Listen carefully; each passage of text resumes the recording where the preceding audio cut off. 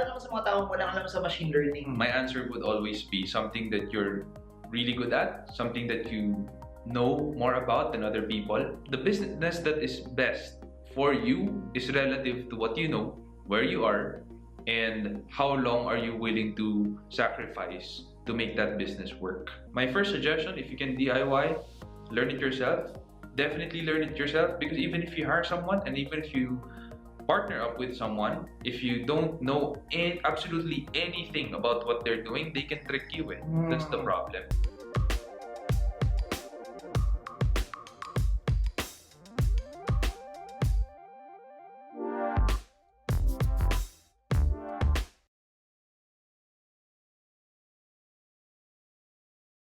One of the richest people that I've interviewed on the vlog in his early 20s, guys. So we've seen Rex Mendoza, a billionaire, but he's in his 50s. We rarely see someone who's made a lot of money in their early 20s via entrepreneurship. So in this video, we're gonna talk more about entrepreneurship and how you can make your money work hard for you, what businesses will do well. Well, what I know from the tech industry is AI is becoming hotter and hotter. Okay.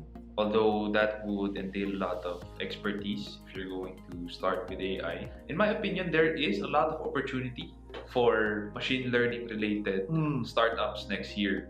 And this is in the sense of aggregators in the tourism industry, especially here in the Philippines.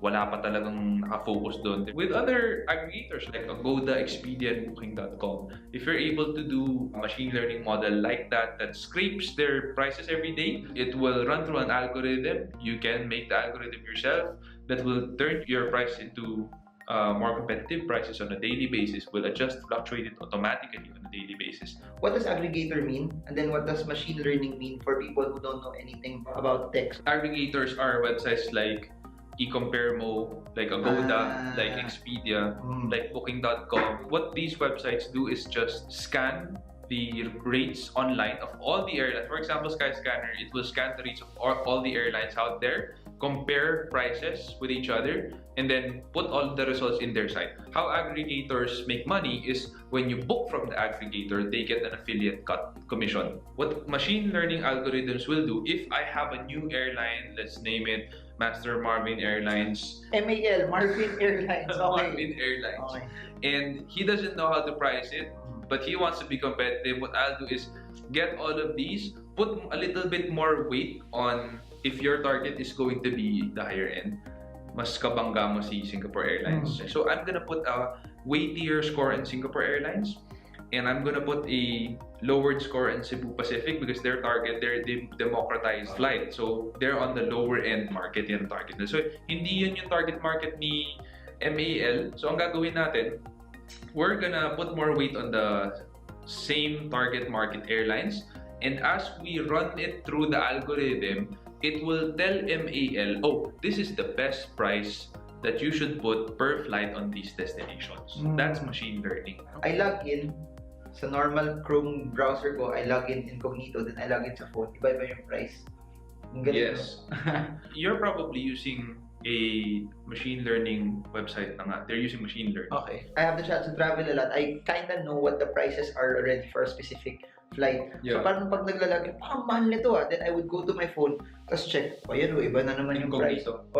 Or sa phone ko. So, I normally book from my laptop, tapos nakikita ko iba yung price sa laptop compared sa incognito, compared sa phone. Interesting. Interesting. Paano naman sa mga taong walang alam sa machine learning? My answer would always be something that you're really good at, something that you know more about than other people. The business that is best for you is relative to what you know, where you are, and how long are you willing to sacrifice to make that business work. You were talking about starting something from your skills. So I just want to make this as practical for people who have jobs right now. For example, accountant ako.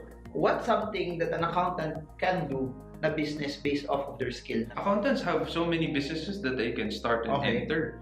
Because you're already well versed with taxation, which is a huge part, by the way. And if you're leaning towards new tech, one thing that you can do is create a solution for small to medium enterprises that is feasible in terms of budget, because usually when you have a new technology that you roll out now, you pay per month. People are willing to pay per month now for your software, as long as you update it to what they need and to secure it with the times. You secure your server and you update your features depending on whether there's a new rollout in BIR, new forms out there, you know. So, kunyari, gusto ko silang labanan, accountant ako. What do? I learn IT, or I just partner with someone na nag-IT, or I hire a coder? Number one, if you're gonna hire someone, that means you have capital. You have more money to burn. How long is your runway? If you have 2 years to 3 years to hire a coder, a good one, do it.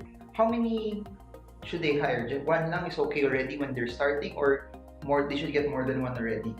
Again, it depends on your runway. Okay. So if you have a 3-year budget for 30K a month, that means you have 900,000. I suggest you start with one. Okay. And then you cast your vision first, that one person. This assumes that this person is competitive. Because if you hire 3 at the same time, mahihirapan ka dun sa culture nila, mahihirapan ka engage yung competence nila, and mahihirapan ka rin if they don't have your vision, baka maging Frankenstein yung code mo. So, better if isa lang muna yung coder mo, lalo na pag yung coder mo is 3 years experience lang or less. Baka hindi pa sila marunong makipag-play well sa code ng ibang tao, meaning sasabihin nila sila, hindi ko kasi alam paano basahin yung code, hindi ganyan, hindi ganito eh. May hirapan ka doon. Number 2, joint venture with someone who is a coder already. That assumes you don't have capital.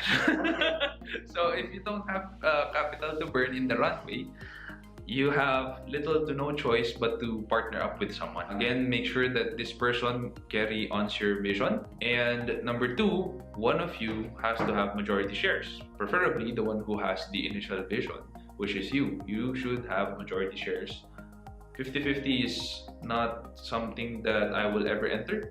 Ang mahirap kasi dyan, you're gonna go into a stalemate if you have a decision that he or she is not agreeable to. Stalemate na kagad yun kasi nga 50-50 kayo. Over the past few years, ang dami lumalapit. Marvin, let's make a stock market app. How should I approach that also? Kasi hindi ko pa na-pursue kasi I really don't know how it is. And I'm sure madami dyan, magaling sila sa accounting, magaling sila sa English to Chinese translation. They make an app that helps people talk Chinese. How is it naman the other way around? It's the technology person that approaches an expert in a particular field. Number 1 thing I would ask is, what is your vision? Is it to exit, meaning to sell the entire business 3 or 5 years down the line, maybe 10 years down the line? And if you're gonna exit, how much do you want to exit for? And do you have prospective buyers right now? Or number 2, how much is going to be the equity? Number 3, do I have to put in capital? And if I have to put in capital, how much is the equity I'm gonna get for that capital? How much is your valuation right now? Ang daming tanong eh. There are so many questions that I'm going to be asking first if someone wants to partner up with me. But this is because you don't want to get in bed with the wrong partner. Just to summarize it, you have to ask the right questions also before you decide on anything. That also is going to prove how much they really want to partner up with you. Because if they're going to suffer and endure through the numerous questions that I'm going to be asking them, that just means they really want to partner up with me and not just with someone like me. Number 3 is you learn it yourself. You DIY. So in my opinion, if you have time, is best. But that assumes you have time. Meaning you're single, and if you're working, you're single. Because if you're working and you're married, you don't have time. Because you have to have time for your wife and your children. Pero just to, doon na ako sa married na may wife, kahit walang negosyo, at least may love life. Ang daming single, yaman nila pero single sila. Comment below kung ikaw yun. Okay. Si Marvin kasi mayaman na siya. Kaya married and retired. Okay, continue. So single ka and then... So if you're single and working, you have time. My advice, you can DIY.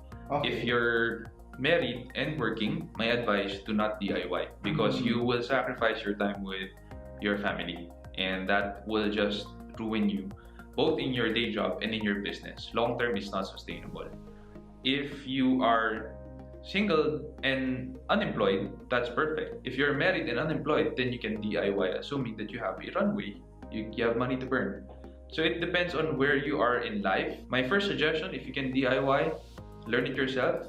Definitely learn it yourself, because even if you hire someone and even if you partner up with someone, if you don't know absolutely anything about what they're doing, they can trick you with. That's the problem. So I guess that's it for now. Hope this video helps you trade well, trade strong, trade smart. See you all again soon. Bye everyone.